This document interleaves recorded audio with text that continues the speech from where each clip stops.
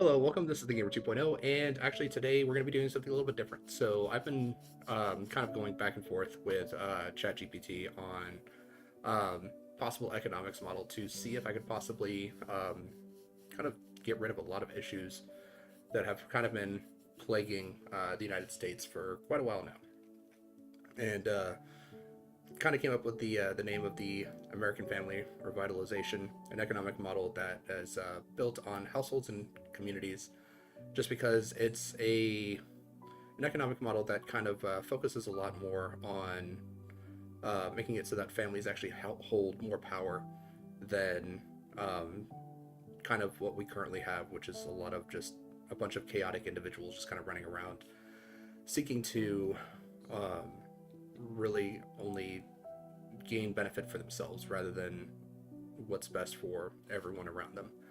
Um, so with this, I've been going back and forth. It's been about 2 months of me kind of like proposing ideas, bouncing things back and forth. The whole point is to kind of just give um, give families the ability to really kind of sustain themselves a lot better than what we currently have, which is two people working in the household, that kind of stuff, and it just kind of doesn't really leave a lot of time for people to have like families or have any kind of like good relationship with their children, even have children at all.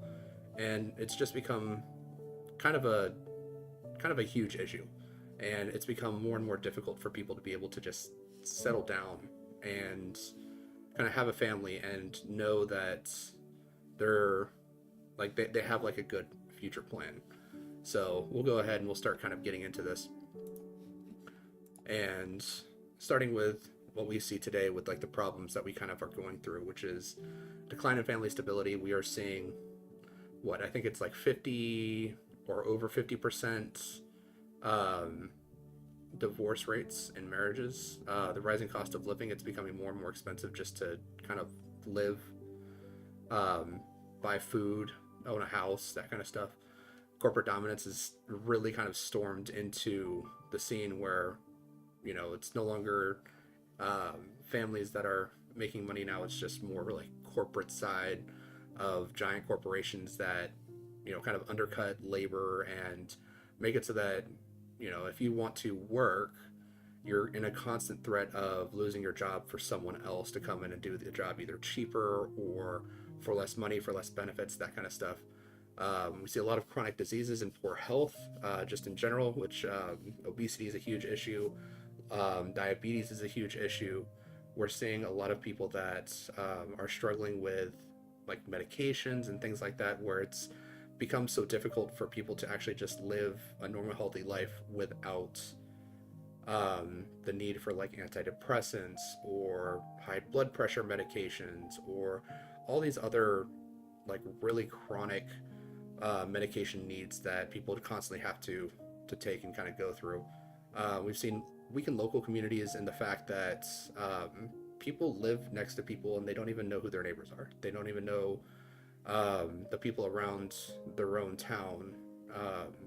They don't have like any sense of community with any of the people that live around them, and it's become such a big issue to where people, if you needed help, would you be able to go to your neighbor? Would you be able to go to the person that's across the street from you?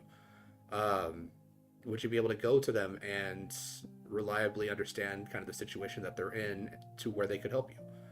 Would they be able to come to you and you be able to help them? And it's not feasible right now. Just people can't do it because we are so disconnected from each other that, I mean, how are you going to seek assistance if something was happening, such as, I don't know, maybe go to the classic example. Maybe you needed just like a cup of sugar, and you just wanted to go to your neighbor's house and just be like, "Hey, I ran out of sugar. Do you guys have any sugar?" And you wouldn't you wouldn't know who they are. You don't know like what they do or anything.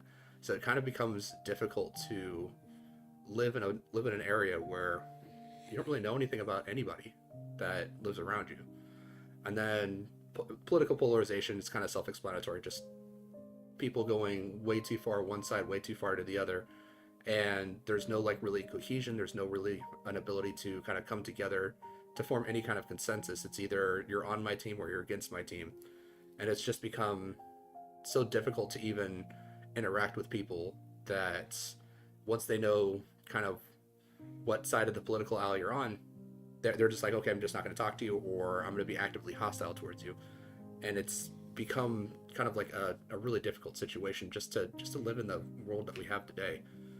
So these are kind of the things that I wanted to kind of go through and kind of break down and make it so that these things aren't as big of an issue. So the core ideas of what I'm proposing here is that we need stronger families. We need families that are more cohesive, that can rely on each other, and that don't have the looming threat of like a 50% divorce rate. Because at this point, I mean, it's a toss up whether you're going to stay together or not. Community cohesion is another thing where it's, getting to know the people that are around you, getting to know the people that live down the street, or the people that have, you know, kids in your neighborhood when you have kids, so that you know who the parents are, who your kids are playing with, all that kind of stuff. Local production, which is where we're going to move back towards communities producing their own means of like food or goods or tools or things of that nature, to kind of lessen the reliance on goods that are made either overseas or by large corporations that have like lower quality because they're using more cheaper materials, and you can't really expect like the same level of quality out of someone who specializes it and like makes it by hand and does everything for themselves. Then I also wanted to kind of propose a possible weighted household voting rather than kind of what we have, which is again, people just kind of run around and vote for what they want rather than vote for like the needs of the people around them, the needs of the people in the future. And right now it's just too easy to basically kind of get people to say, yeah, I'll put my lot in behind this because this gives me the opportunity to get free money or have specific benefits or things of that nature, by relying solely through the government versus seeking to directly contribute to their own success. Going through things like apprenticeships and pod learning, which is more about giving young people the ability to start working earlier, and working with like their family and working with people that care about them. And then pod learning, where you have people that are being taught in much smaller groups, which allows you to focus on the individual's learning rather than having a classroom of 30 people with a single teacher, and that single teacher can't specifically meet the needs of 100% of the students. And the pod learning is supposed to make it to where you have a small group of families that kind of come together and they teach each other's children, and it allows them to more directly focus on where maybe their child is the weakest, or maybe their neighborhood, one of the other families, one of their child is weak in a certain aspect, and you can kind of communicate better with that because you know exactly whose kid it is, you know exactly who the parents are, and you can have more of like direct conversations. Whereas with a teacher for a class of 30, especially if you have like a rotating class where you have people that will teach one class and then they move to another class, or the students move to a different class, and so you have like you see like 120 people, it's kind of difficult to be able to go, well, this specific person is having this specific issue, and pod learning kind of takes a lot of that out of it. And then also shifting things to where you can kind of live off of a single income again, because right now it's just not possible. You live in a two income world where both sides of the family have to really work to get anything done. You can't just have like a single parent unless like that person has a really good high paying job. And even then, sometimes people will see the person that stays home and possibly raises kids or does like the homemaking and sees them as lesser because they don't have the job. They don't have to go out and do the work. But being able to live off of a single income makes life a lot easier because then you don't have to worry about things like daycare costs or things that like having a necessity for like fast food or super convenient meals that tend to be very, very highly processed and not super great for the body. And so these are the kind of things that I kind of focus on in order to kind of take us back to where we can see stronger families and we can have a lot of more more optimized living structures. Um, so I'm going to go ahead and I'm just going to kind of cover some of the social structures, the economic incentives, the education pipeline, the health effects, political impacts, and long-term outcomes that the model that I've been working on for a couple of months would kind of demonstrate. Who specifically would help the most?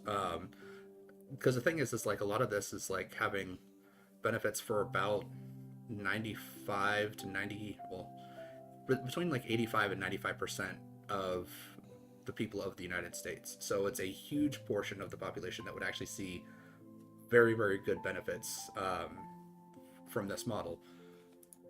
So the household organization would be something that's like a single household or single income household incentives. So like incentivizing single income households versus the dual income, because the dual income has caused a lot of problems. There's not a lot of time between both parents.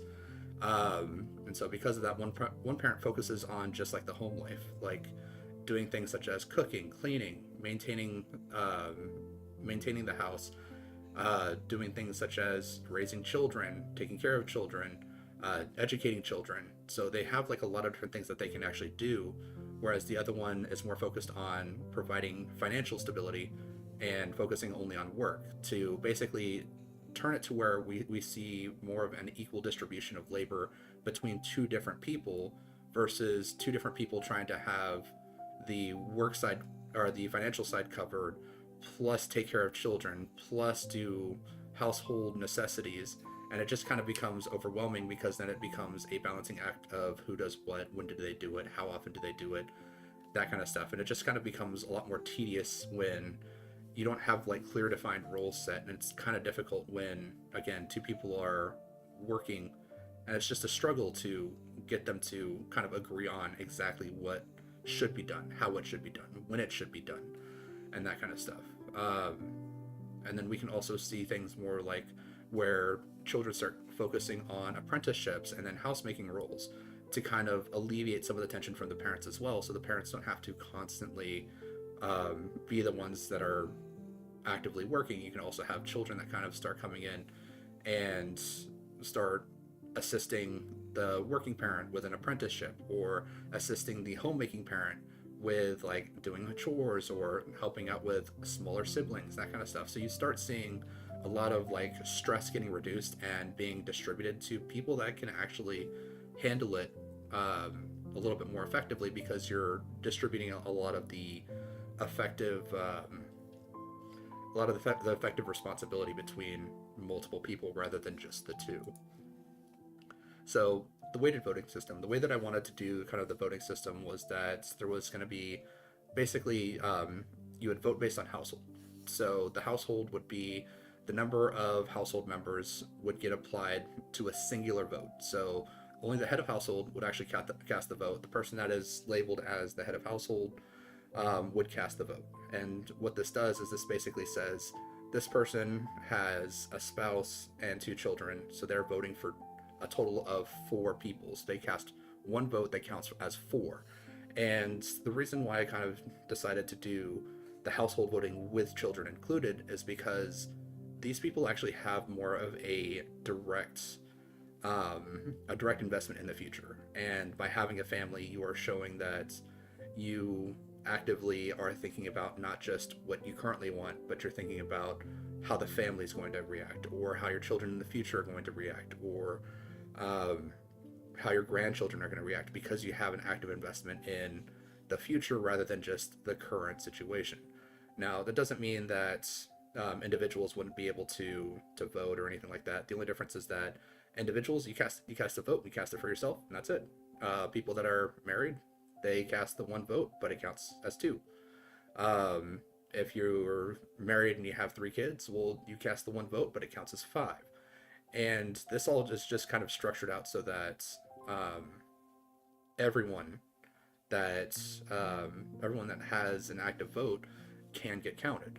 And the way that this kind of works is that you'd have either adopted children or biological children.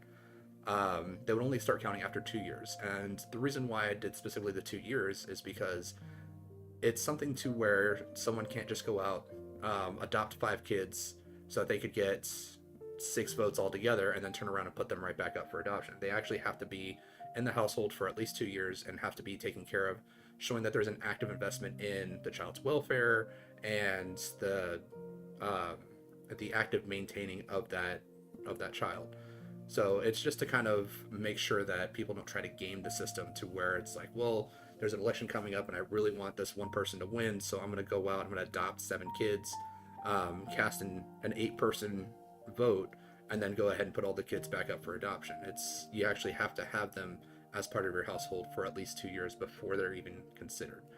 Um, and then this is also supposed to also increase family cohesion because instead of the two parents casting different ballots, they share a single ballot, but um, this means that people that get married should be more focused on, well, I'm going to make sure that whoever I'm marrying shares my ideologies, shares my beliefs, shares my view of the world, because this would actually kind of incentivize people to actually form bonds that actually are more structured in some sort of stability rather than just being, well, I like the way the person looks, I find them attractive, that kind of stuff. It becomes more of, does this person have my best interest at heart? Does this person share the same values that I do? And this also kind of makes it to where women become the backbone of voting, because the women choose who they marry. And because they're choosing who they marry, they also choose who gets the strength of their vote. They also choose who gets additional strength by having children with that person. So the woman kind of becomes the backbone of it. But if the father's the head of the household, what that becomes is that becomes a backbone that can't be directly targeted by political manipulation, which is what I have listed here, which is it reduces targeted political manipulation, because now you have the backbone, the strongest person that has the most opportunities to create votes. They can't be directly targeted. They can't be directly influenced by political decision making, manipulations, propaganda, because now that has to go through a secondary filter of the person that's protecting the family, that stands as kind of the shield for the rest of the family.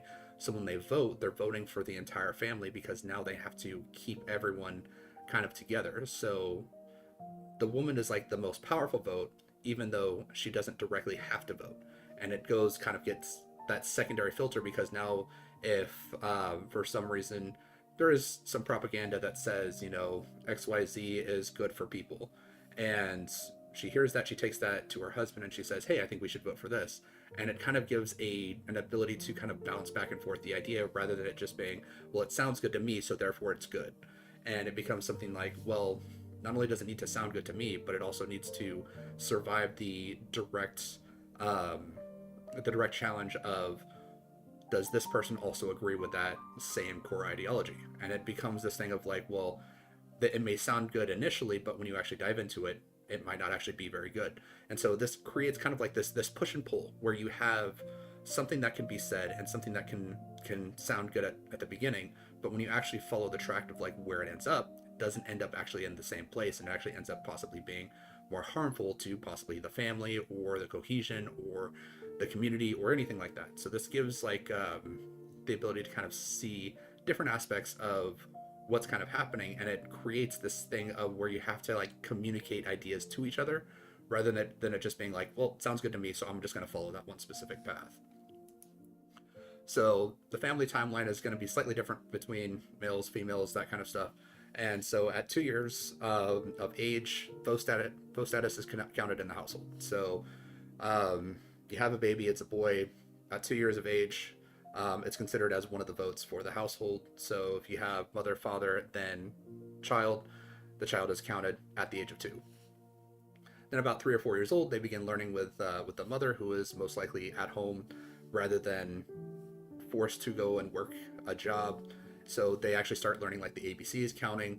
And then at 5 years old, they actually start beginning pod learning, where they actually have a bunch of people that are in the neighborhood or a group of people that they know or that they're friends with and that kind of stuff that all have children. They all focus on having a group learning session of maybe 7 or 8 people versus 20 to 30 in a single classroom. So you have much more focused learning. You actually have the ability to really see who's struggling, see who needs help, see who needs additional tutoring or things of that nature. And this also makes it kind of easy, because what you can do is you can actually have one parent take the kids and teach the kids one day, so on Monday, and then Tuesday is a different parent, Wednesday is a different parent, and so you're giving kind of like a single parent the responsibility of teaching the group on a specific day, while the rest can possibly sit in with the class and listen to what the lecture is, or listen to what is going on and see how things are kind of running. And it's a lot more personal rather than what it currently is, where you kind of can't go in and just sit in your kid's classroom, even if you are kind of an at-home parent kind of thing. Then at 12 to 13, the boy would most likely go into an apprenticeship with his father, because the way that I kind of have it structured is that the father would more or less be focused more on a small business rather than going for like corporate side and doing corporations. And so what this means is that the father most likely owns his own business, and then has the 12 or 13-year-old boy kind of come in and start learning the business and start getting knowledge about what's going on, how to run a business, how to do things, how to kind of treat things, how to treat customers, how to do whatever their specific trade is. Then once they hit around the age of 18 to 20, then they start looking for marriage and start trying to run their own business, or even possibly go into higher education at this point. And the reason why this kind of happens is because around 18 to 20, you start looking for marriage partner. You start looking for your stability of like, well, I've worked with my family, worked with my dad for the last 5 or 6 years. I know kind of how to run this, and if I want to, I can open up my own store, or I can possibly go and I can work for my dad, who already is making good money, and I could possibly start taking over some of the heavy lifting from him, so that he has an easier time and he can just focus on, let's say, for example, a butcher shop. He doesn't have to carry around big hunks of meat anymore. So my dad, who's probably around, I don't know, 30, 38 to 40, he doesn't have to do heavy lifting anymore, because his 18-year-old son has come in, knows how to run the business, and actually helps him with kind of more of the heavy lifting. Then around the age of 34 or so, they would actually kind of start seeing things where they have their own children start apprenticing for them. So they actually start seeing where their son can come in and start helping with the business, to kind of create this family lineage of knowing how, not only just how to work, but also how to run a business. So in case they go out and they want to try to start their own business and it fails, they still have some skill set to be able to rely on. They still have the apprenticeship skills that they learned before going out into the world and trying to force their way into the market kind of thing.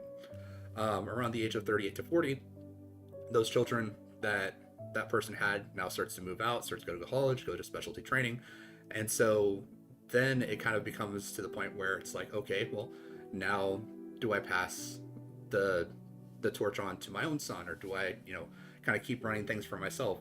And then around the age between 50 to 65, you actually start seeing retirement, and you start seeing people that are able to actually live with their children, because with everything the way that it works is that it actually comes out to where you actually have more active parents, because you have smaller businesses that rely on good quality, good reputation, versus large corporations which just rely on cost versus savings kind of thing. So you actually start seeing people that are more active for longer in their life, and they actually become, instead of burdens to their children, they actually become assets to them, because now you have your grandfather that comes in and he's also helping like watch your kids or teach your kids something, or provide additional lessons or mentorship or tutoring. They could also be active in the community. They could also um, be part of, stuff that's like more like discipline and things like that, because the grandfather may be able to take over where the father is currently busy with his job, and then the mother might need help with something, or she might be busy or things like that, and then the grandfather can come in, or possibly the grandmother can come in and also provide some assistance as well. The timeline for women is basically very, very similar. The only difference is that instead of them going for an apprenticeship, they start helping out with like household assistance and providing assistance to the mother, so that the mother, if she wants to, she can actually go and start training for the workforce. And so she can go and do things to where because her husband at this point, this is again, she should be around 34 years old or so, when the children start helping out, and then she could possibly let them focus on providing food or like cooking or cleaning the house, that kind of stuff, while she goes and she actually starts training for her own work or her own job that she wants. And this would actually allow her to work because the father has already been working, has an established job, has an established business that he's already running, is already successful at this point because they've been married for 15 years, and can provide her with the ability to actually go to school, get the training, get the college education, all of that stuff without her having to go into debt. And this actually frees up a lot of their income, because now not only are they not focused on having to pay off for college or anything like that, but now the wife actually has the opportunity to go into the workforce and start working for herself if she wants to. She doesn't have to, but she can if she wants to possibly help increase the amount of income that they get altogether. And then again, they would still retire and they would still also have that same opportunities. The only difference is that the wife would only have to go to work if she wants to. It's not something that where it will, in order to support the family, she has to. It's just a choice. If she wants to continue being a stay-at-home parent, grandmother, or she wants to live with her children and help her children raise their children, that becomes an option, and that becomes something that they really have just the choice to do. Um, or if they really need to, such as, for example, the unthinkable happens and like the father passes away early, the daughter might go into an apprenticeship, and at that point it might be a little bit difficult, but it does provide that opportunity as well, where she can go and she can start trying to learn a trade, but kind of should probably focus on either marrying someone that's either in a trade or actively working on one. So, grandparents' role. So, this is actually more, again, multi generational support. This is the grandparent kind of comes in, provides additional mentoring, provides additional experience either to the mother or the father when it comes to running the business or taking care of the household or possibly discipline, that kind of stuff. And this also increases longevity as well, because now you actually have multiple multiple people that are actually providing direct and palpable assistance through the whole thing. So it just lessens the load, because again, you have more active grandparents that can actually come in and provide assistance to the current parents. And so it gives a lot more of like flexibility about when people start college, or when people start, seeking for better education or trying to re-enter the workforce, or just entering the workforce for the first time. It gives a lot of additional playtime to just kind of like fluctuate and try to like work around like what's going on and what the best situation is. Then we also have like the family centered communities. So with this, we would actually see like tighter networks of like communities actually becoming closer together. We would see things such as communities more like kind of policing each other, and this could also be things such as like churches or fairs or community events start becoming a little bit more inclusive or more involved, to where more people are actively participating in it, which can possibly drive tourism into that area. So you actually start making money from outside of their own community, and people can come in and actually start integrating into the community through these events. So, for example, someone may come in, they may go to church with everyone else, and through the church they get to meet people, or they might have a fair, and then someone that's new in town comes into the fair, gets to meet all the people that are in the community, or even if just like basic community events where like I don't know, maybe something new opens up or something new happens, and these people get the chance to come in that may have felt like outsiders, but they can come in and they can participate and kind of introduce themselves to the rest of the community. It gives a lot of like entry points into people being able to enter into the community, become part of the community, and actively seek all the different possible aspects that could be beneficial for them as well. So I'm going to go ahead and kind of start breaking down into the individual categories of the ages. So at the early ages between like 2 to 5, this is when we're starting to see kind of like the exposure to kind of like the community and how everything's kind of working and how everything kind of starts and structures.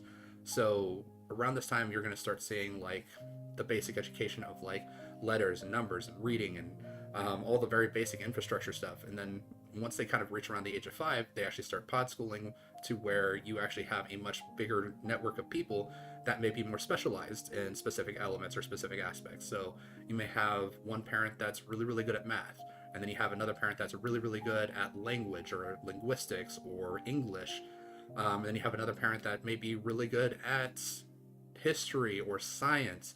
And so you kind of have a lot of different opportunities to have people specialize in things that you may not be specifically specialized in, and then you can share a lot of knowledge and share a lot of opportunities between everyone to actually get to see specifically, okay, where's the student at, where's this child at, who's having troubles, who needs this extra assistance, who needs some additional tutoring, or who needs additional time. And because the classrooms are because the pods should be rather small, you actually will see a lot more individual approaches and a lot less need to focus on like very broad or general subjects, because you can get them assistance when they need it, rather than assuming everyone is good and believing everyone might know the material, when in actuality only maybe half of them maybe got it, but you don't know because you're not directly involved with the very small pieces of each individual child or each individual student. So with the pod schooling, again, it's going to be more focused on small groups. So we shouldn't have any more than maybe 7 to 10 at the most, where you have 7 to 10 children, which should be maybe five, 5 or 6 families altogether.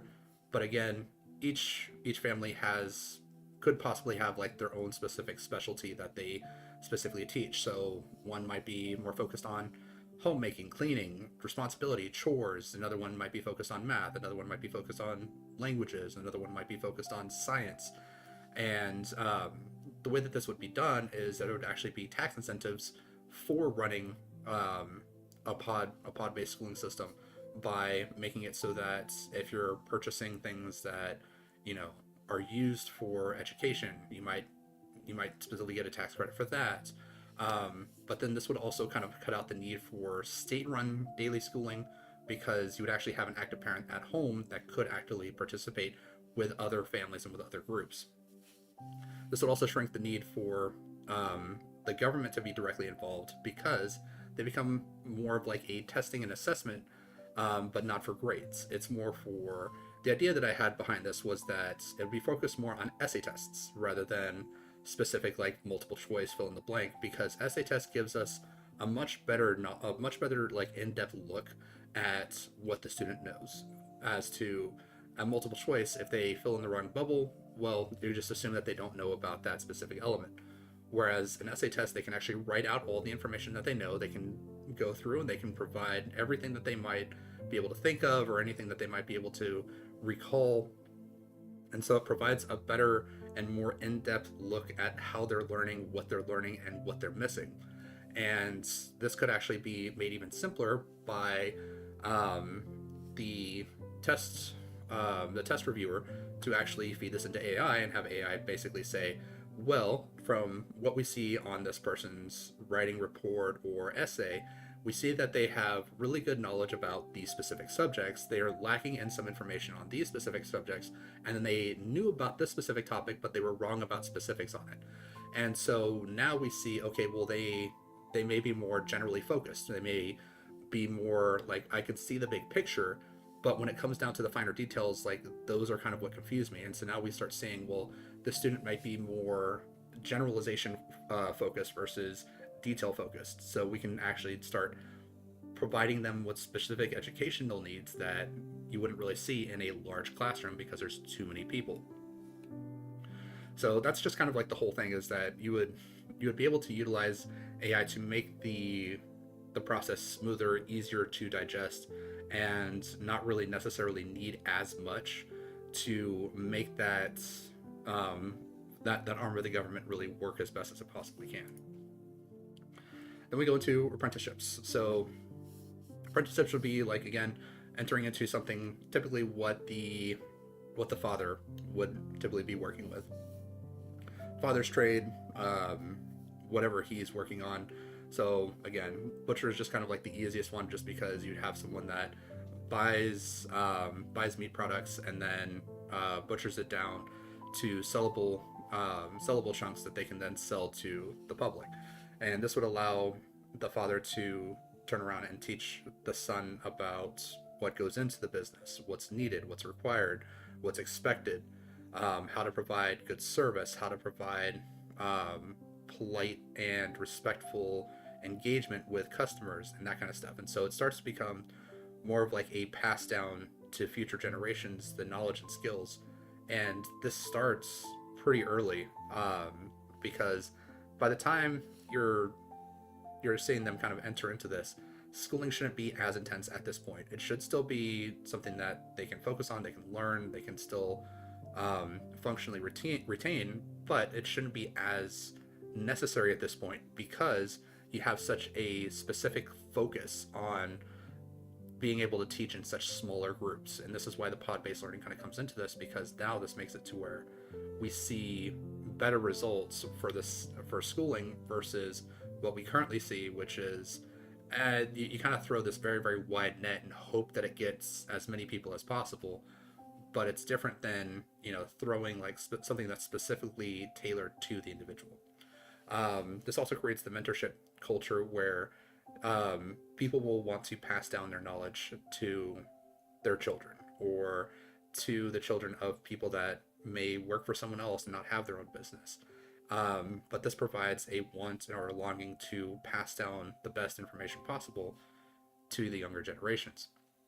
This does also allow for early skill development, because I'm sure a lot of people have gone into like a job interview, and the job interview is like, well, have you already been doing this job for 4 years? And it's like, no, I'm just starting to look for work. How would I be able to have 4 years of experience doing something when I'm just starting out? And this would actually give them the opportunity to have some form of knowledge, some form of experience, some form of backbone to their working structure and their business acumen, versus kids spending 18 or 12 years in school, an additional 4 years in college if they want to then turn around and then go into the workforce, and the workforce is like, well, none of that really means anything if you haven't already started working. So this gives boys the opportunity to have working skills before they even start going and looking for their own market development. This also reduces teenage idleness, which typically can lead to a lot of like behavioral issues or acting out or rebellious natures, because now this gives them a sense of responsibility. It gives them a sense of, I'm doing this because maybe I'm looking to help my dad out, or maybe I'm looking to help my granddad out, or maybe I'm looking to learn about how this works, or put into practice what I've been learning. And so it becomes something that's more engaging, rather than something that's like, well, we've talked about this and now I'm not really super interested, because I don't want to just talk about it. I actually want to do stuff. I actually want to like figure it out and like work with it. And so this provides that opportunity for them. And then we start kind of looking at the household skill learning, which is more for like the girl side, which is more focused on like homemaking skills and being able to like take care of their siblings and plan like good supportive meals for their entire family.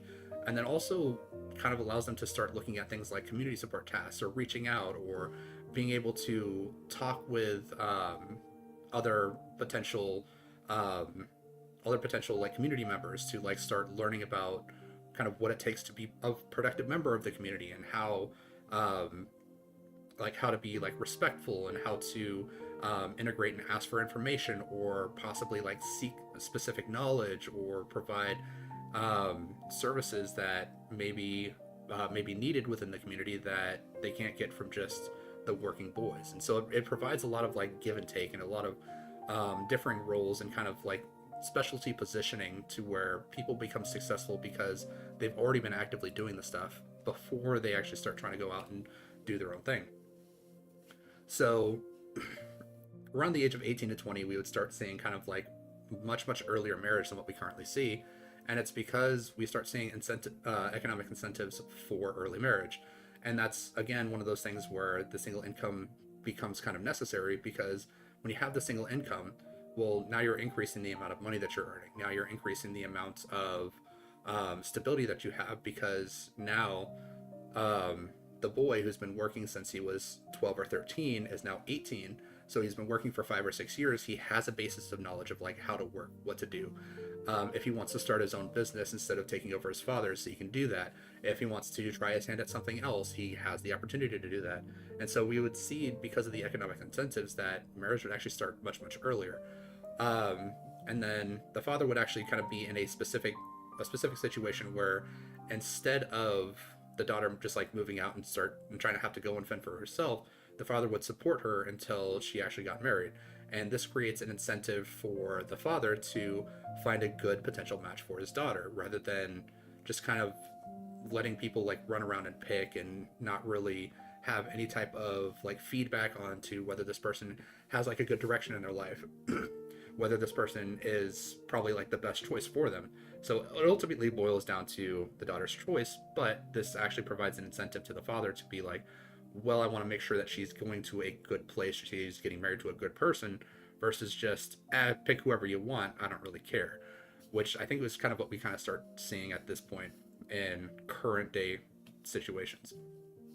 And then the sons can be possibly assisted by their father, their grandfather, in starting their own business. Maybe like the father was a butcher, but the son wants to go across town and he wants to open up a butcher shop across town, so that people that live further away from his dad's butcher shop still can have access to like freshly cut meats and things like that. He might have specific innovative ideas that he might want to try, and he might want to do something slightly different, or he might think that he has a better way, and so he can try that. He can try a bunch of different things, and this actually provides the opportunity for the son to fail, but not be just completely destitute at that point, because he can rely on his father, he can rely on his family to provide kind of like a safety net, so that failure doesn't mean you're done. Like, you can't do anything. Make with your father, and you can kind of work with his business until you're at a good point to where you can jump back in. You can try to open up another business. Maybe just the location was bad and you needed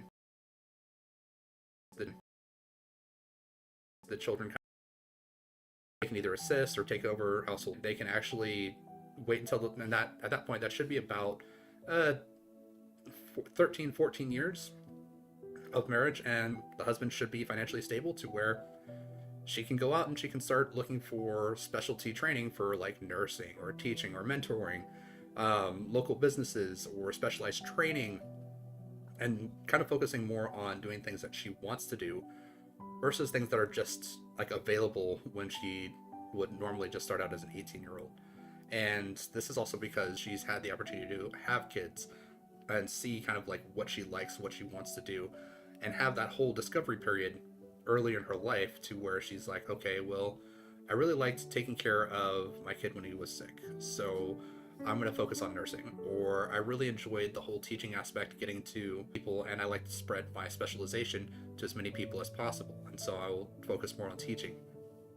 Or my husband is needing some help with his business because we didn't have any sons, we only had daughters, so I'm going to go and I'm going to help him with, doing the bills or doing the mathematics or things like that, so that he can more focus on doing other elements.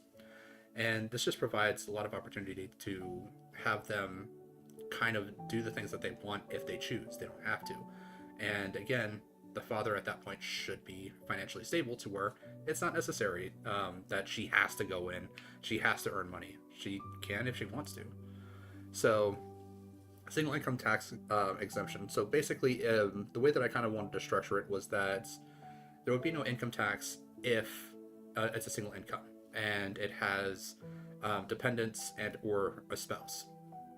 So if you're a single father and you have a kid, you wouldn't pay income tax because you have an active dependent. If you're a man, you're married to a woman, she doesn't work, you don't pay any income tax. And so what this does is it's actually would make it actually overall you'd actually make more money, because the way that it would work is by women not really going into the workforce as early. They instead, hold on, looks like we are getting a bit of an error here on X. Let me see here. Unable to connect. Let me go ahead and retry this. Let's see here.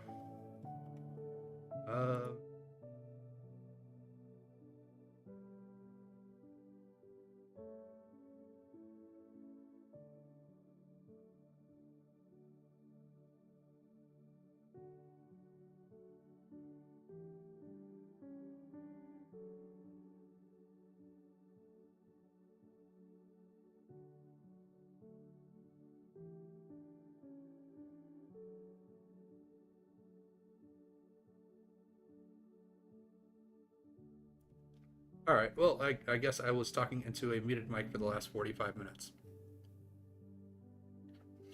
I don't know why. I was. All right. Well, I guess I'll go back through and I'll do the Cliff Notes version because. All right. Really need to be paying more attention to all this. All right. So. Pretty deep into it. All right, so problem with today, decline in family stability, rising cost of living, corporate dominance, chronic disease and poor health, weakened local communities, political polarization. All this stuff is a really big issue right now, and it's caused a lot of problems. Too many people are getting divorced. It's too expensive to live. Corporations make up most of the money that is made in even small communities and small areas. Chronic disease and poor health. You have so many people that have diabetes, overweight, obesity, needing specific medications, and they're constantly on that.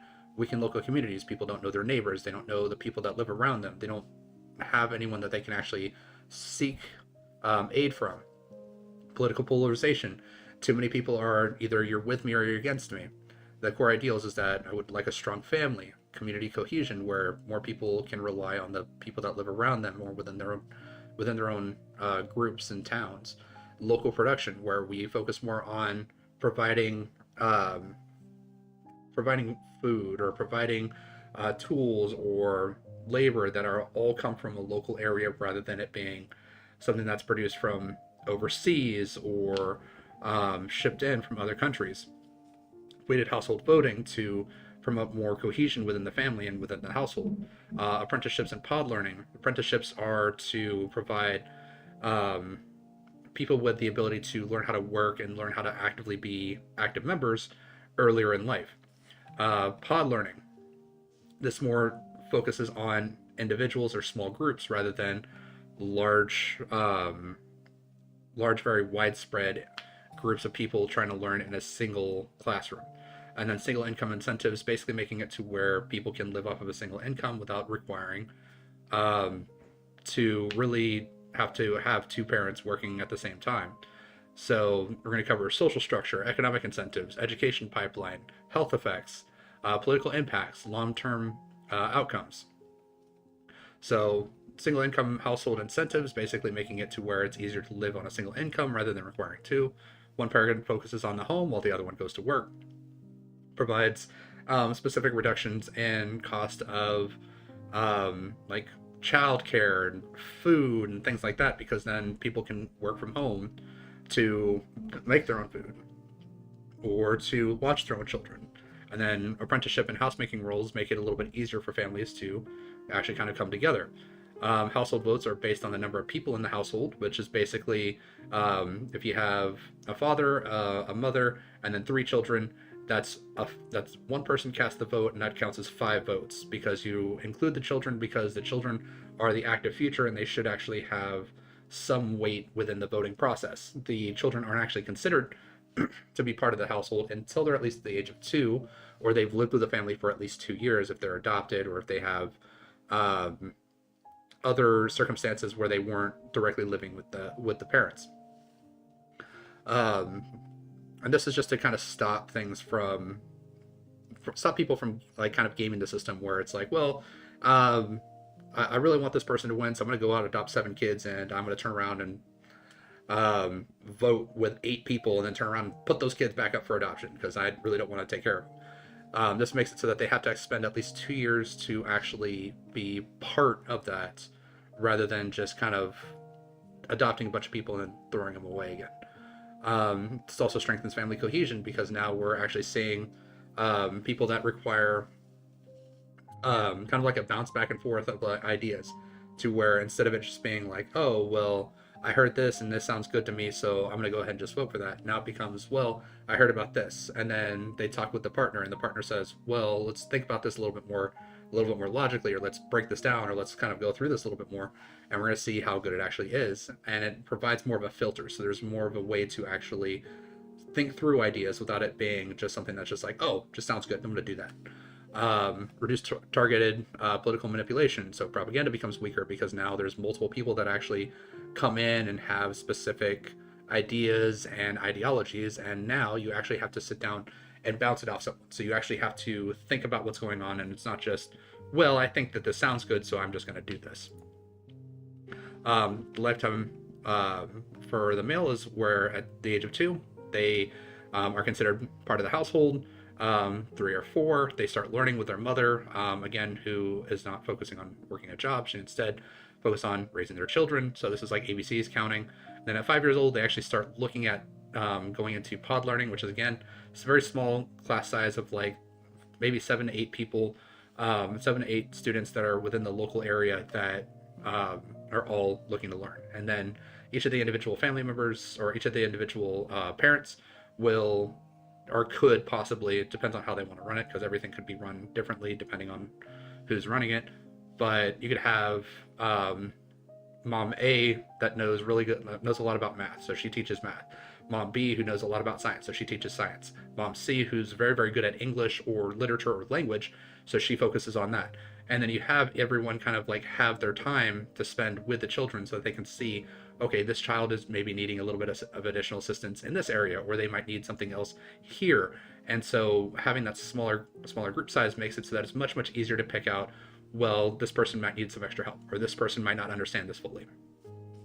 Then at the age of 12 to 13, you actually start seeing apprenticeships to help them kind of learn about business, or learn about trade, or learn about how things kind of work. And when it comes to like the actual like working life.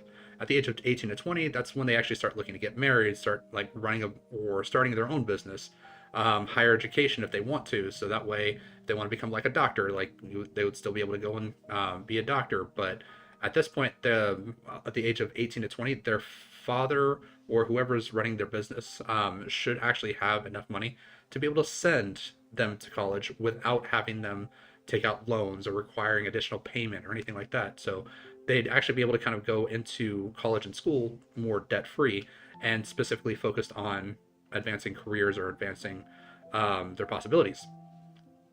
Then we have, at the age of 34, their children start apprenticing with them. So if they're, again, the example I was giving was butcher shop. So he becomes 34, he starts his own business, and he's been running his business for like 14 years now. His son becomes of age to where he can start apprenticing, and he starts helping him, or the son starts helping the father with the butcher business, to where maybe they're doing like the financial side, and maybe they're taking money, or maybe they're interacting with customers. And so it lessens the load on whoever's running the business, because now the son has actually come in and started apprenticing for them and starting to learn the tools of the trade, basically. At the age of 38 to 40, that's when their own children move out, or they start college, or they start special training. And again, with them having started their business 20 years ago, going to college should be something that they could afford out of their pocket rather than something that is going to require like a loan or additional money or borrowing money from someone else. Then at the age of 50 to 65, they would be able to actually move in with their children, as their children may have their own home or their children might move back in with them. And we start seeing like multi-generational households, because with things being more local, more focused on quality, and more focused on locally sourced things, you'd actually see like a rise in health and the reduction of like the bodily deterioration in grandparents. So they may actually be able to provide assistance with raising children or mentoring or disciplining, just multiple different things that they actually would become more suitable for rather than what they currently are. With the female side, it's basically almost the exact same. The only difference is that instead of apprenticeship, they more focus on household assistance for the mother, so that the mother can actually start looking to possibly go back and go into the workforce for herself if she chooses to. But her husband should be, again, around the age of 34, when that would actually kind of start being the case. She wouldn't have to, because her husband's already been running a business for 14 years. So they should be profitable. They should already have a good flow of income. So if she wanted to go into the workforce, she could. She could even go for specialty college or training, and the husband should be able to afford that offhand, because again, he's been working for 14 years. He's been running a business. He's been doing stuff, and provides a lot of opportunities for women to actually join into the workforce later in life without having to sacrifice the whole like child having part, or being able to like really discover what she likes. And she can go in, she can say, well, I want to learn how to be a better teacher. I want to learn how to be a nurse. I want to learn how to do this. And she has that freedom to now choose, because she's lived enough of her life to basically say, this is what I want to do. Then we go into like the grandparents' role. So the multi-generational support, I did kind of already mention the mentoring, experience transmission. So again, the grandfather might have knowledge that the son, who's just freshly starting his business, might want, because maybe his father just inherited the business from his grandfather, but the son wants to start his own. So the grandfather might say, hey, like, this is what I did when I was looking to start my own stuff, and this is how you should go about it, and this is what I did, and this might help you as well. Discipline assistance. So if you have maybe like rowdy kids, or it's difficult to control them, you have an additional mentor, or additional kind of like parental figure that can help rein kids in. Then increase in longevity. Again, healthier families, lower like wear and tear on the body, ultimately leads to more active old people, which should provide some additional benefits for the family, because now they have basically their own parents plus themselves. So they have multiple layers of assistance at this point. Family-centered communities, we have tighter networks. So you have people that know who their neighbors are, know who the people that live down the street are, know who like is good at what, know who runs the local grocery store, know who runs the local bakery, know who runs the local butcher shop. And so you have people that you know and you actually have active relationships with, rather than what it currently is, where someone could live down the street from you, you wouldn't even know what they do. This also provides things like more churches, fairs, community events, to make it to where people can actually enter in if they want to, or if they're like from like a different area, different town, or anything like that. There's multiple entry points that they can go through. They can go through like a church if they want to go in. They want to go to like a service, then they can go into the service and they can start meeting people from around the area. But you have that common thread of, well, we go to church, we go to the same church. Fairs, where there might be something that the town puts on as like a fair, and people that just moved in maybe go to the fair and meet the people that are running the fair and meet the people in that area. Same thing with community events, same situation. So this does provide easier integration for new members of the community. So again, vocational exposure, kind of teaching kids from the age of 2 to 5, kind of what's kind of expected. Mother-led learning at this early stage, where it's just like letters, numbers, reading, and then pod schooling begins around the age of 5, to where, again, you have more centralized and localized groups of students. And there's also the idea was also behind tax incentives as well, such as like if you're getting specific stuff that is meant for teaching children or meant for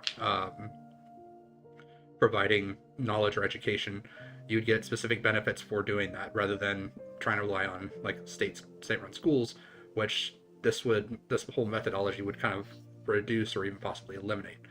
And then the governmental arm for like the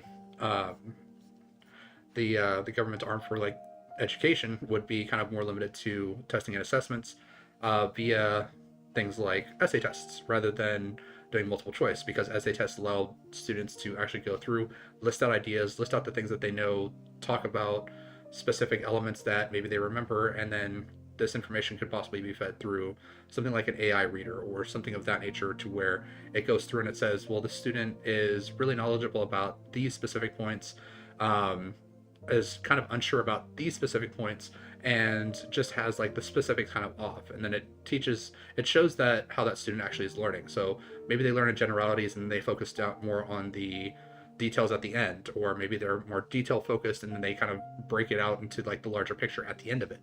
So it kind of like starts showing where the students lie, what they kind of need more help with, what they might be better focusing on, and also provide opportunities to say, hey, they probably need a tutor in this, or they probably need additional help in this. And it's much more focused on that individual student rather than it just being like, they got number 19 wrong, which was about the Civil War, so we're going to assume that they know nothing about the Civil War. And this provides more opportunities for people to actually learn and understand and actually find out how they learn or how they can learn the best.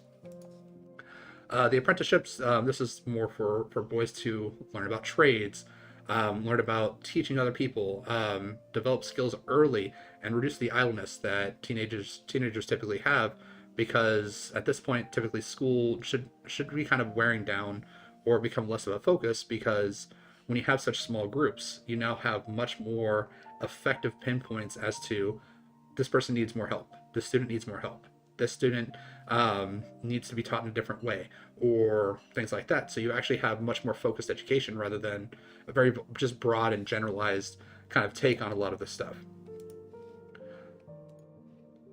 And then we have for the girl side, which is going to be a little bit more on focus on the homemaking skills, that kind of stuff, sibling care, meal planning, community support, because all this stuff focuses on being able to assist at the home or being able to take care of people, like learning about what kind of food or how to prepare meals or how to prepare a meal schedule to make it so that everyone's kind of getting the nutrition they need. This also goes into focusing on how can this person learn about the community that they're in, or become involved with like community events, or get involved more with the locality of like where they're at, so that if they do marry someone that ends up moving to like a different town, they can still be involved in that. They still know how to get involved in that. They still start to just kind of like integrate into that style of life, rather than just kind of like moving to a new place and being like, well, I don't know how to do anything, so I guess I'm just not going to learn about anyone that's in this area. And then we have the marriage side, where the marriage side starts around 18 to 20. And because of the economic incentives, we'd probably see much earlier marriage. And this is because, again, with the way that I have kind of like the tax incentives, single incomes would be more income tax free. What this means is that if you have someone that's working and then you have a spouse that doesn't work, they don't have to pay any income tax. If you have someone that works and then they have a single parent and they have a child, well, they wouldn't have to pay income tax because they have an active single person income. We'd also have situations where the father would support the daughter until marriage, because she wasn't really going out and doing apprenticeships at the beginning. She was more focused on like learning like the tools and trades of like how to take care of people and how to do things that are a lot more effective, like assisting with the community and assisting with the home. And then sons that assisted the fathers should actually be looking to possibly start their own business, or working with the father to possibly inherit his business, because again, this is going to be more locally focused on small businesses. Then we have when women would start looking to re-enter the workforce, or possibly just enter the workforce for the first time if they choose, because again, at this point, the age of like 34 to 35, your husband's probably already been working for 14 to 15 years. And because of that, what you would be seeing is you would be seeing something like the husband becomes super financially stable. So if you want to, you can work, but you don't have to. Um, Kids become old enough to assist, such as, daughters with like housemaking, sons with apprenticeships. Um, but this also provides women the opportunity to say, well, when when I was raising my kids, I really liked, taking care of them when they didn't feel good. So because of that, I want to go into nursing. Or I really enjoyed teaching all the students and like giving them opportunities to learn and seeing like how they learned and teach them specific ways. So I'm going to go into teaching. Or possibly, I really like math and I really like the arithmetic. So I'm going to go and I'm going to help my husband do the books and in his shop or in his store. Or even specialized training of being like, well, like I really want to focus on possibly being a doctor or doing something like that. Then they can go and they can focus on that. And they have all the opportunities to choose, and they could even do specialty training without having to rely on things like loans or debt or anything that would possibly come back and later on cause problems or issues. Um, then we have the single income tax exemption. This is kind of what I was talking about before. For single incomes would be no income tax. Instead, it would just basically be a 10% sales tax, kind of just flat for all regions. 9% of that goes to the state, the other 1% goes to federal. And the reason for that is that there's 50 states, so that makes it to where they're pulling in money from basically all over the state, and then the state gets 9% of that, and that's on all purchases, not just like goods or services or things like that. It's on everything. So doing this means that no income tax means that you're basically keeping 20 or 30% of your paycheck that was normally just being taken out before you even get to see the money. Now that's all still incorporated in, and you're just paying the sales tax instead, rather than having money coming out of your check to then have it taxed again to go and buy stuff again. So instead of it being 2 times that you're taxed, you're only taxed 1 time. Tariffs could be possibly used for federal revenue if needed. Again, that's dependent on how much money is actually necessary. But with the more community structure of the model, it's supposed to be actually something where we don't really have to worry about welfare anymore, because not only do you have your family, you also have the community, then you also have churches, and then so you have 3 layers of support before you even need to start thinking about possible government intervention.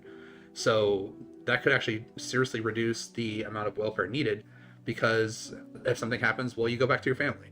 And if something happens to your family, well, you reach out to your community. If your community just doesn't absolutely like you at all, then you reach out to a church, or you reach out to a place of worship or faith, and they can help you. And so you're looking at 3 layers of possible nets to catch someone before they would even have to think about that. And again, it's because everyone's like living in an area where it's much more focused on the community than it is just specifically the one individual. And this is kind of I did have ChatGPT like make up some charts about giving it like kind of the specific info. And so this is the projected wage curves of what we would see kind of with the current model, which is the red line, versus my proposed model, which is the green line. So as you kind of start really, really low, like before the age of 20, and as you hit 70, you kind of like reach like around maybe the $50,000 mark. Whereas the green side, you actually start much, much higher, and you actually end up making much, much more, because you're owning your own business, you're running your own stuff, you're keeping things kind of put together for yourself. You probably wouldn't be working like after the age of like 60 or so, because you probably have, your son or your daughter who, is either married to someone or is actively working themselves, and you can just possibly move in with them and help them with their family, because you should still be active around that time, and you don't have to worry about working anymore. You could possibly work if you want to, but you don't have to. The labor market shifts. So the way that this system should work is that with the incentives of early marriage life, child rearing, and that kind of stuff, we should see about a 20 to 30% of the workforce like leave, just as young women decide, okay, I want to stay at home and have a family, raise kids, do that kind of stuff. And this would actually raise the wages for the remaining men by even more, because so if we lose 25 to 30% of the workforce, that means that there's a lower or a labor scarcity compared to the number of jobs that are currently open. So what that means is that now people are going to have to compete for the same number of laborers, and that means that basically, in order for you to kind of get people to join in, you kind of need to start paying them more, so that way either don't lose the people that you currently have to someone else that's willing to pay them more, or you can get people just to come in the door and start working for you. So that raises all the wages for all the remaining workers. And so we actually kind of take a look at the graph that we have here. So this is the projected household income, the current versus proposed family model, which is the model that I'm kind of working with here. So we have the yellow line. The yellow line is what current two incomes together kind of gives us. So it starts out pretty low, and then as it kind of goes through, we end up slightly over 80,000 at the age of 70. So it takes you a while to start like seeing really good growth. But then we have the household model, which is 1.5. So that's basically one person that works full time, one person that works part time, and it's just kind of like a steady graph that just kind of goes up as time goes on. And then you have the household model for what my model is, which is the staggered female work, which is, again, young women don't really enter the workforce at the same time. Instead, this is going to be like a single income for the male. It's going to go up, and then at this point, this is when they start having kids. So their stuff is going to decrease, but it's still going to be increasing at a steady rate, just about the same amount that you would have for the two household. But once the wife decides, okay, I want to go in and work, well, not only are they no longer doing the paying for like the college for them, but they're actually making double the salary, because now you have an older woman going into work rather than her starting younger, and then it just starts increasing even more from there. So this ultimately ends up with people having more money by working less. So it's just kind of like ultimately like a better overall outcome by the end. So strengthening of the small businesses, lower competition from corporate labor exploitation, which a lot of corporations make money by paying a lot of people a lower wage. But again, that's because there is an excess amount of labor compared to what we currently need for jobs. So local businesses start to thrive once wages start going up, because now you kind of can't have those corporations that say, okay, well, we're going to pay people really, really low and then just replace them if they don't want to work for that. Well, now all of the wages go up, so now they have to either pay more or start losing money on their own business. More apprenticeships means that you have people that can work for possibly lower wages as you start training your children or the children of the community. They start becoming more and more affluent to where when they start their own business, they actually know how to run it. Stronger family-son business continuity. So you can have your father, which starts a business. He can pass it down to his son. So the son doesn't need to start the business. They've already got it started. They just need to maintain it, which is a lot more cost effective than trying to start their own business. Then we have up here, which is just like a super rough graph of like young men, old men, young women, and old women for the labor force. I've marked it all as 25, but I'm pretty sure that young women make up more than 25, and older women make up probably less. Young men, I think, do make up a pretty decent amount. And then this is kind of well, behind here, this is where kind of how I would see kind of things ending up with roughly about 20% of the women leaving the workforce, leaving 30% of the older men to be running, working in businesses. Young men increase to 40%, and then older women would probably still be about the same, just because they would start working later in their life. So reduced corporate dominance, fewer political favors. They can't really afford that much, just because now they have to pay their employees more, which makes it much more difficult for them to actually be able to kind of say, well, we can give you like $40,000 if you vote this way, or things like that, because now they don't really have that, because now they have to pay their employees a higher wage to keep them in that corporate position. Families become the primary voting bloc, because again, once you have the weighted voting system, it makes it to where you can just kind of look at it as, well, I can target the individual, but the individual is only worth one vote, or I can target the families, which the families are worth 3, 4, 5, 6 votes. So who are you going to focus on? You're going to focus on the families. So because of that, you're going to start seeing things such as like better family incentives, better small business incentives, that kind of stuff. And so you would start to see like the regulations and the harmful things to small businesses. Those will start just kind of dropping off naturally, because now you have to contend with a much more concentrated voting block, rather than just, well, we're just going to cast the widest net, see whoever takes the bait, and then from there they vote for us anyway. So we'd actually start seeing more of a political shift on that side. The housing market effect. So this should also help the housing side, because right now we have like fewer single home buyers from the system, because what we would see is women would be staying with their fathers until they're married, which would mean that there's less people actually actively out looking for homes, which would mean that the housing demand decreases, which means that the prices stabilize or even possibly fall. And then multi-generational homes become something that's possible at this point. So this is this is kind of a graph showing the difference between the current system and my proposed system, which currently parents own more houses than what the banks or investors take back. But as we start seeing, like when it comes to the children, how the children own less homes and the banks start owning more, and then the grandchildren own even less as the banks start capturing more and more of the home market. Whereas under my system or my model, we would see families own the same amount of homes, but they start passing them down to their children. Their children can actually buy their own homes. So we actually start seeing more and more of them becoming homeowners, rather than seeing more of the bank take over homes. Excuse me. So then we have the food market effect. So the food market effect is going to be a little bit different, because we would have less big corporations kind of doing a lot of our food. So by it becoming more localized, we'd have fresher foods. And with fresher foods, we'd also see less preservatives, so lower shelf life. So you couldn't have something that's been sitting on the shelf for a month and no one's touched it and they're still selling it. We also see less sugar, because people are going to focus more on providing the better quality rather than just providing a sugary taste, and that can actually help lower things like obesity and diabetes as well. We'd see smaller farmers start to dominate the markets, because now their goods are, again, higher quality focused, less preservatives focused, and more opportunities for the local small farmers to actually make more money selling locally, rather than having like these huge farms that have to ship across the entirety of the country.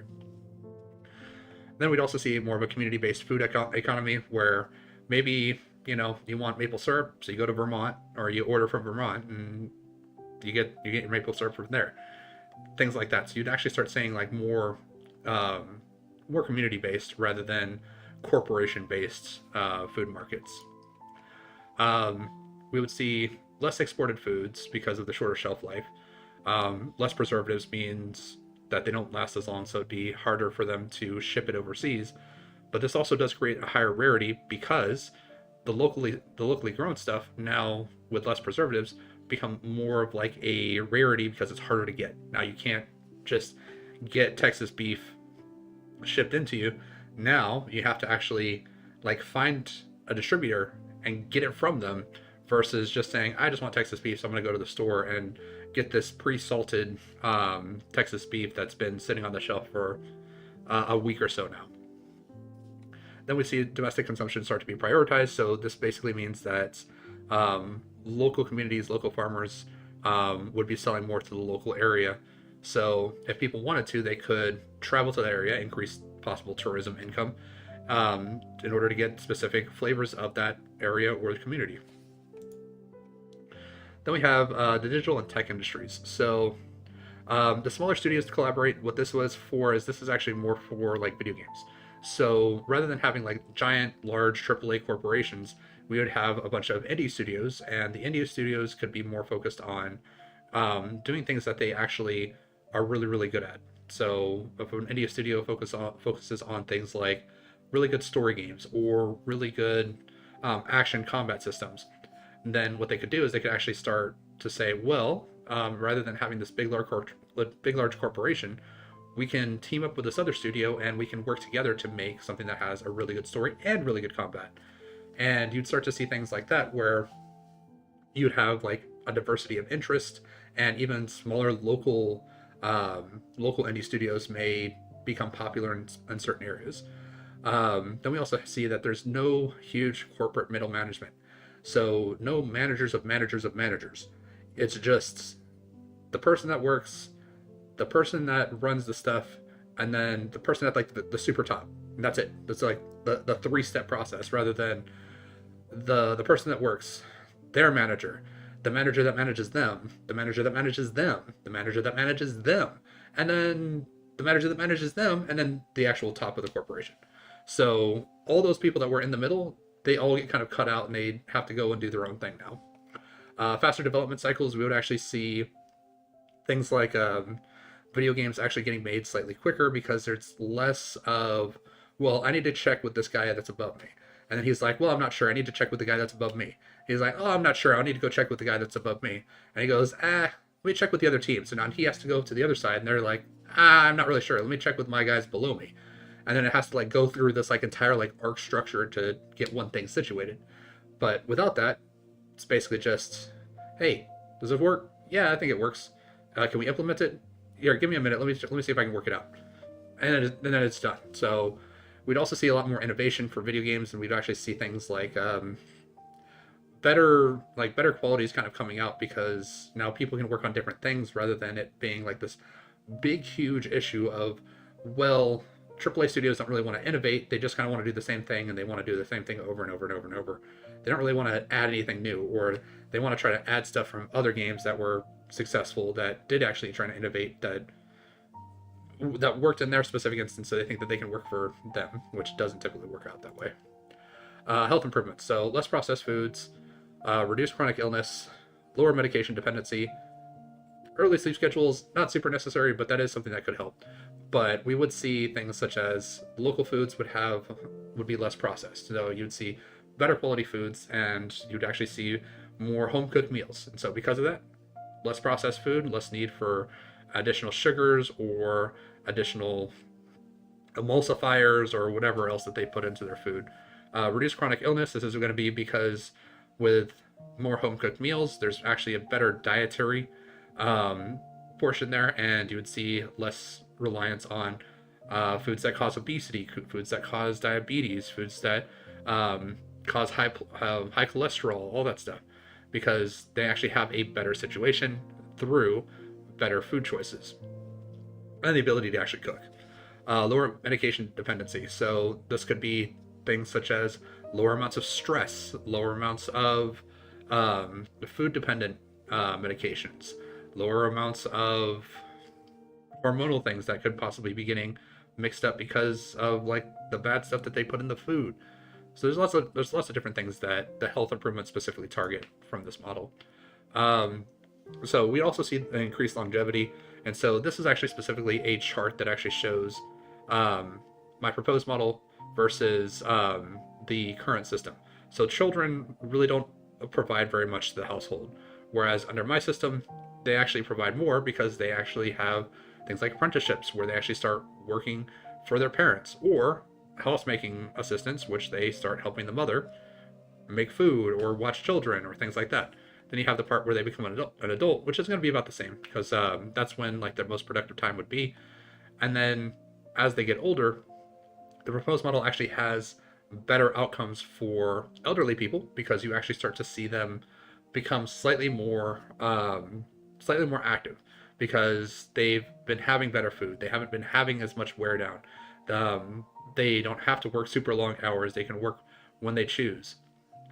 Versus today, where old people get pretty beat down. They work long hours. They do a lot. They have to like break their back to do a lot of stuff. So because of that, they actually tend to be pretty worn down once they actually get to the age to where they're kind of decrepit. They're actually more likely to be a burden on the family versus a benefit. So we also have like more community support, physical activity in daily life, lower stress levels, because specific people are taking care of specific things and specific tasks, rather than everyone having to focus on everything all at the same time. Crime and safety, so community monitoring assists with that, because now you're more aware of like who's the problem child, or who's having like issues or things like that. Then we have clear social roles. So everyone has specific roles that they kind of do or take into account. Fewer fatherless homes, so you have more people that are growing up with good discipline or good like fatherly figures to kind of make sure that they're not kind of causing problems when they're younger. Lower adolescent risk factors, which because the parents are more actively engaged in children's lives, we see less of those. So it becomes much easier for them to actually have a good fit for society. Homelessness also gets a huge reduction because community reintegration. People have an investment in getting people off the streets because they're people that they know. They actually know who these people are. Because again, you've gone to church with them. You were in a pod with them when you were a kid. You actually have like an idea of like what's going on. So you can kind of catch a lot of this stuff before it becomes an issue. There's also church-based supports, apprenticeships for at-risk adults, which you already have the apprenticeship at the beginning, so they should already have some skills that they can use to work and not need to be homeless.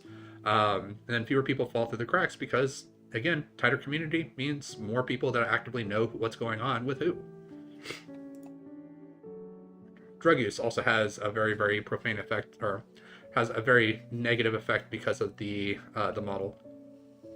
Higher social consequences. More people know exactly what's going on, and more people, again, it's kind of difficult when there's like that social pressure of everyone knows who I am, everyone knows what I'm doing, and if I'm doing something that's like not good or actively detrimental to my family, everyone knows about it, and everyone's gonna kind of come down on that.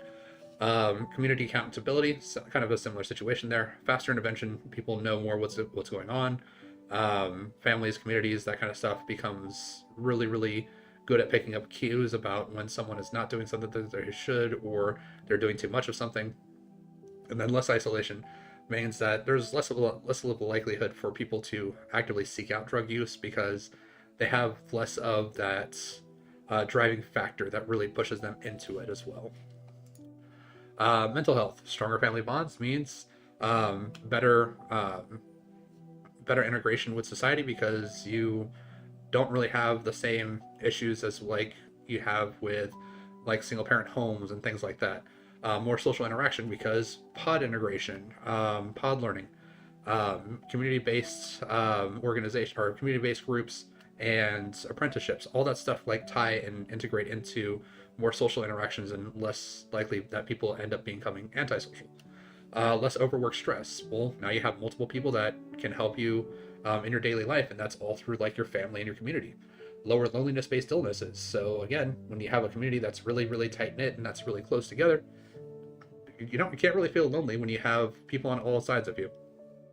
When you have parents that are there that actively support you, grandparents that are there to actively support you, there's going to be someone that you can find that you'll have like a connection with.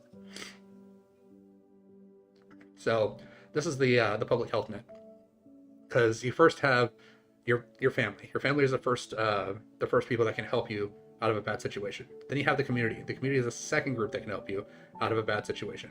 Then you have the church, charities, other groups that can also help you get out of a bad situation. And then the government should be the very last thing that you ever have to focus on, and it should be extremely rare to the point where no one ever uses it, because that just kind of shows a reliance on possibly like free money, and that's not really what someone should be focusing on with like a community-based system.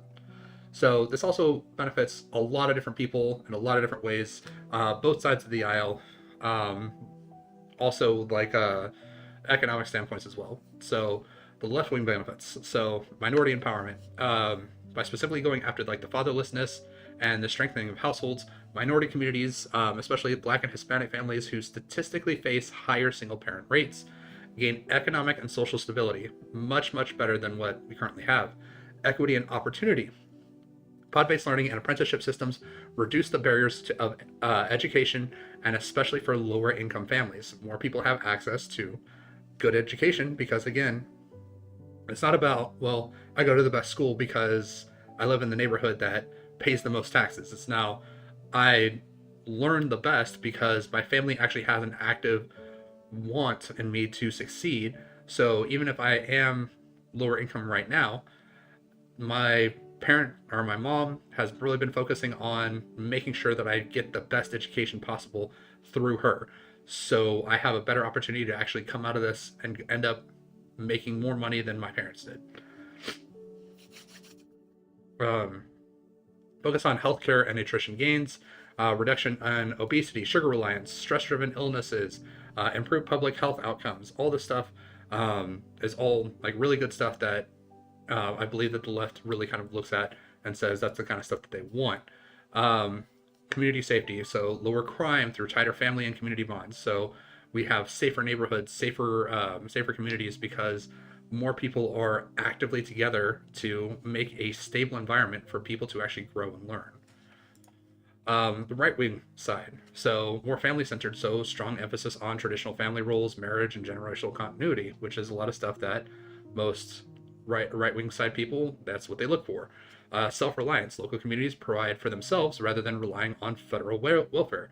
Well, if you don't really have like the welfare program because you have community outreach, you have family outreach, you have um, church outreach, you have like all these different things that all have specifically outreach.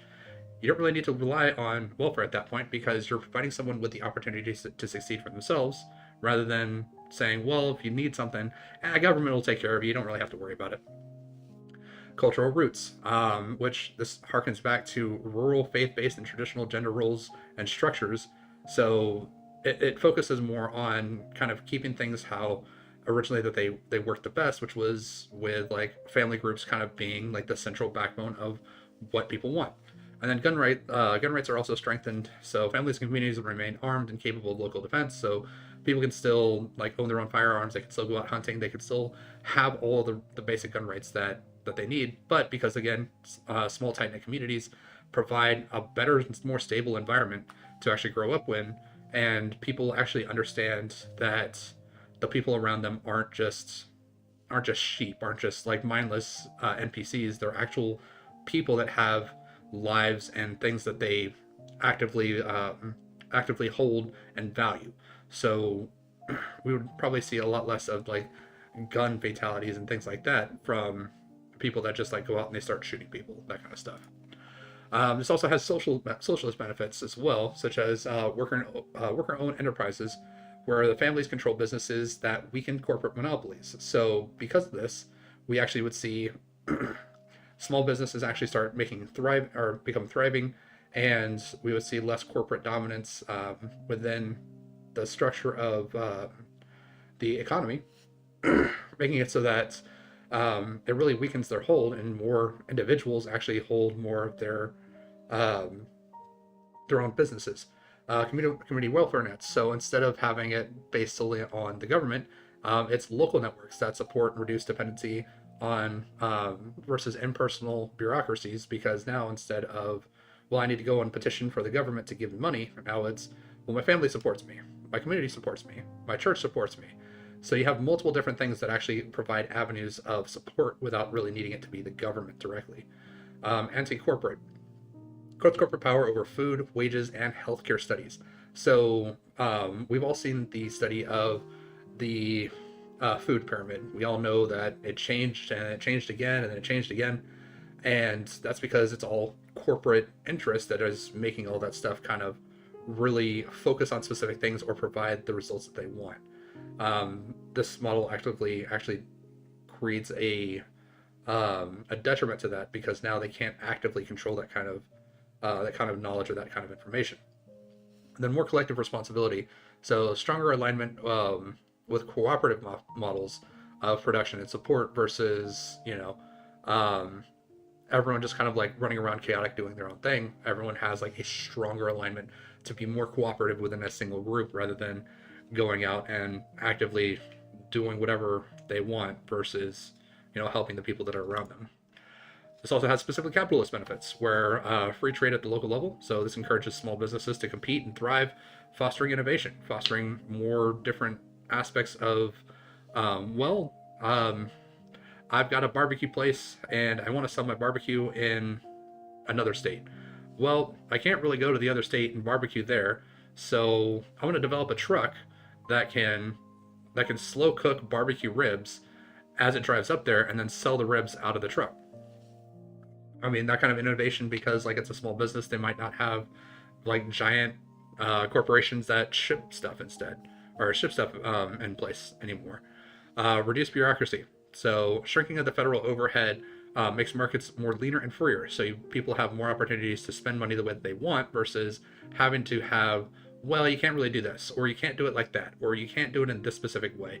It becomes more kind of like, well, there's specific guidelines, and that's about it. It's not specific guidelines, specific procedures that you have to follow, and specific ways that you have to organize things. Instead, it's just like, as long as no one's getting cheated out of this, it's good. Then we also have incentives instead of mandates. So families are nudged with tax incentives, not forced by government dictates. So no one's basically, it's not going to become like illegal for a young woman to want to go and work. That's not illegal. It's just, it's not as efficient as getting married when you're young and then working when you're older.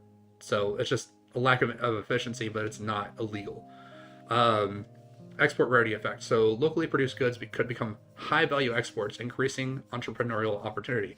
So because the locally grown stuff may have a specific taste or may have a specific way of cooking it, that kind of stuff, like local delicacies will become local again, and it will actually allow for people to kind of come in and want to possibly experience, such as like Louisiana cooking, or I don't know, clam chowder in the Northeast, that kind of stuff. So like people might want to go to like specific places to try food from those specific areas because it's now more locally grown, locally sourced, and like better quality, because now individual families rely on that as their income versus a giant corporation which can afford to lower the quality or provide a lesser experience.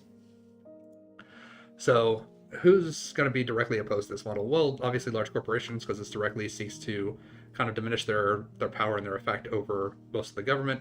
Federal agencies losing power, so like specific branches of like the education side, because this is supposed to like kind of clean those up, slim them down to be more manageable and more focused on just specific like testing through like essay tests and stuff like that, and then providing feedback.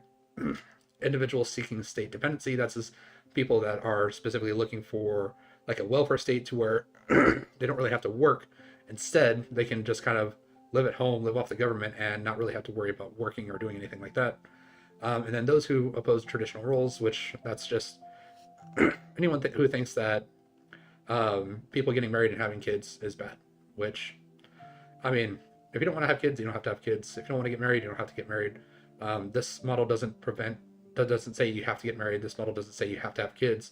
But if you want to increase like your voting power or your ability to provide more specific influence over elections or government, you kind of need that stuff, but it's not required.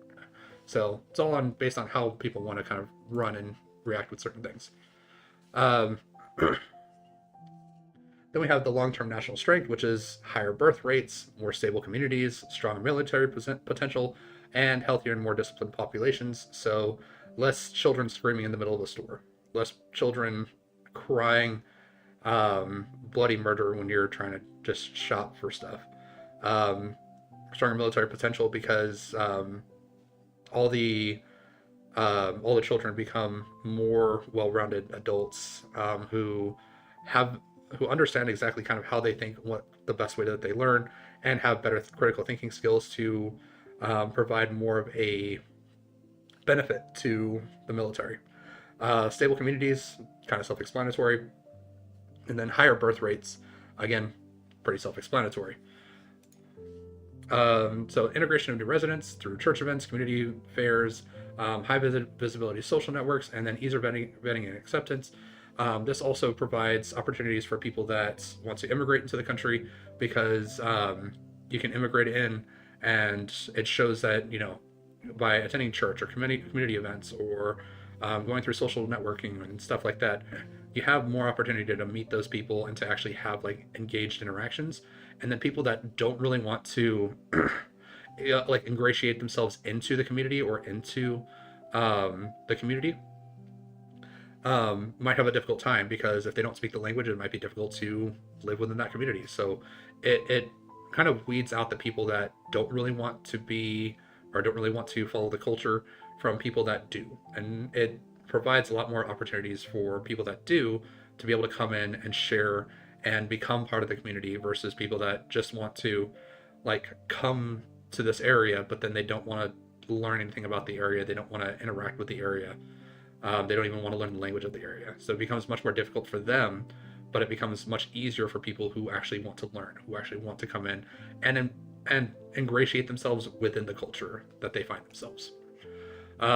Scouts and youth groups. So this would like possibly do things such as like revitalize the Boy Scouts and Eagle Scouts.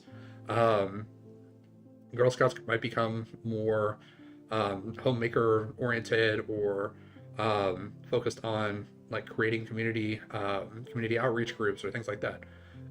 More rites of passage between both sides, and then stronger shared identity, because then they actually have even more people that they have like interacted with, because you have the pod-based learning, you have the church aspect if that's chosen, and then you also have the scouts and youth groups where more people can get introduced and more people can talk and communicate and have social groups that might make them that will provide even stronger benefits.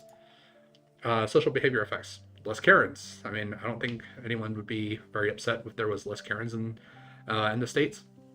Higher community self-regulation. So more people would be able to spot and provide recollection of people that are problems or have issues or need additional attention or need additional space, all that kind of stuff.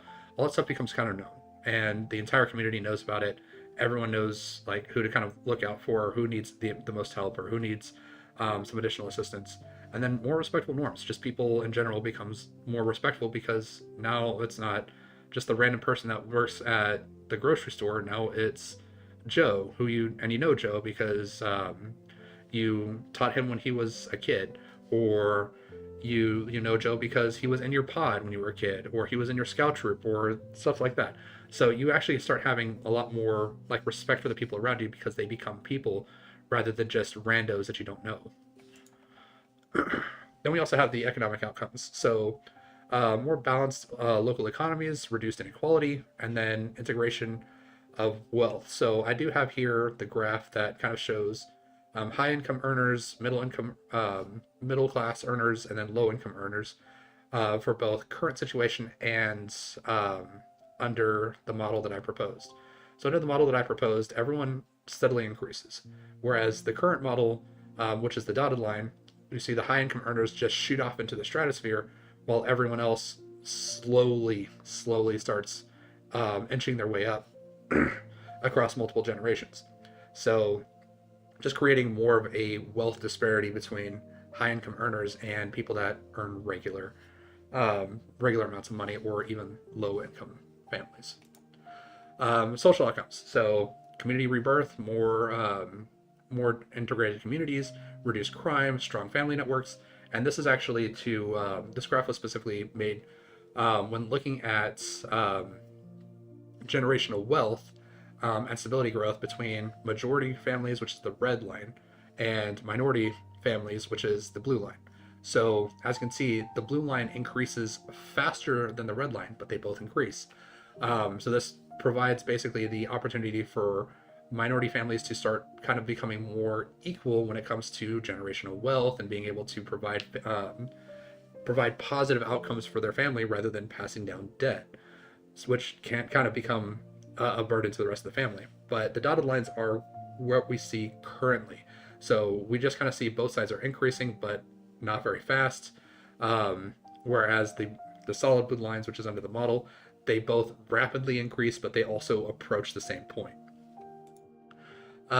National outcomes: stronger population, higher global respect, and then American men and women become highly desirable internationally as marriage partners. So more people would want to marry an American, which is right now kind of not really seen as a very good opportunity. So I have here just a list of the different things that men would look for and women would look for in a partner under the model that I presented. So men, when it comes to women for physical standards, it would be just healthy, are they modest, and natural beauty. So less focus on like heavy cosmetics or heavy makeup, that kind of stuff. Um, then you also have things like the family orientation, wanting a strong wife, mother, and wanting those kind of things would become much more valued.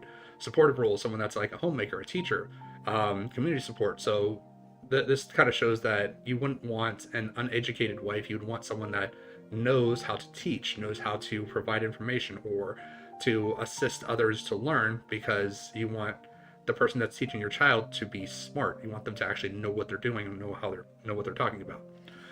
Community role, pillars of local reputation. So you want basically men would want women who are known um, locally to be good people, not not kind of how current situations are for a lot of people. Then long-term stability, you want faithful and permanent marriage. And then when you actually kind of look over to the female side, a lot of the stuff kind of stays the same, other than so like physical standards, they want fit, healthy, strong provider, which under the model that's actually kind of easy. Um, for family orientation, a husband that's committed to the family, again pretty easy. Provider, protector, and guide, pretty easy there. And then for the community role, someone that's respected in the community and business. So basically someone that is known to like give someone a fair deal, or give someone a fair shake when it comes to, you know, the community, or giving someone like the opportunity to like better themselves or get a second chance kind of thing. So this is kind of the opportunity for questions and concerns. Sorry, I had to rush through a lot of that just because I didn't realize that I was muted for like the first 45 minutes. So I need to be more focused on that. I just mute my mic before I actually come on, just because sometimes like the dog is in here. Sometimes other stuff is going on, and I just don't want that stuff kind of playing in the background as I'm getting ready to start the actual stream. But I just need to be more like aware of like what's going on before I start streaming. But yeah, so that's the way that I would kind of solve a lot of the political situation, just because it does seem like a lot of what we kind of look at currently is kind of a lot of like corporate influence that tends to kind of be the problem, because it's a lot of things that just end up whenever you have like large groups of people, which is what a corporation is. A corporation is just a large group of people that tends to make a lot of decisions that either undercut or isolate people. It tends to like kind of have a lot of bad effects as to what we're currently seeing, because then they can manipulate politicians, they can manipulate regulations to make it so that they don't have to worry about as many possible outsiders coming into their market, that kind of stuff. So I guess a good example of this would be something kind of like Nintendo with Power World, where Nintendo doesn't want a market competitor, so they're going to sue Power World and attempt to remove them completely, rather than just, I don't know, make better products. I mean, I guess that's one way to do it, but that's not the best way. It kind of shows that they don't really have an interest in making good quality. It's just, we want to make the stuff that's the cheapest that can make us the most money, which is an issue. But yeah, I guess that'll do it for today. Slightly shorter stream. We will be back tomorrow, and I will be doing the Telltale series for the Batman games. The Batman game, not games. So yeah, you can check me out then. 7 to 10 p.m. same time, and hopefully you all enjoy that. But that'll do it for tonight. No, I don't see anyone that has any questions or concerns about the model in the chat, so really appreciate it. Thank you everyone who came in and watched. Please feel free to follow or subscribe or like or whatever on whatever platform that you're on. Really appreciate it. But yeah, that'll do it for today. Hopefully I'll see you tomorrow. Have a good night.